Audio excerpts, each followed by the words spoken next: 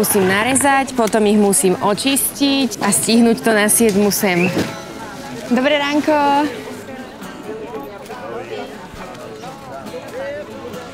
Momentálne kvitnú letničky, takže to sú kvety vlastne, čo milujú horko a kvitnú kvety na sušenie. Dobré ránko. Dáte si na dvere? Áno. Áno. Nech sa vám páči. Ďakujem aj ja veľmi pekne. Pekný deň. Môj manžel zdedil veľkú záhradu so starým domom. Potom som otehotnela a cez matersku som začala sa venovať kvetom.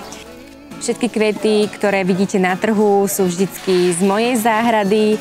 Takže vždycky predávam iba to, čo kvitne a vlastne snažím sa predávať také kvety, ktoré by normálne kvitli na našich lúkach. Tento rok ja vlastne začínam výsadbu kvetov v januári a sadím každý mesiac. Potom už v auguste už nesadím. To zase sadím na ďalší rok nové rastliny, ktoré mi budú rásť skoro na jar. Moja klientela začína chodiť k môjmu stánku o 9 ráno. Piatok je iná skupinka ľudí. Piatok sú takí rýchli. Ideme do práce.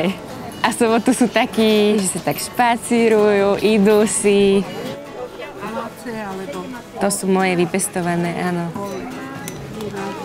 Ďakujem.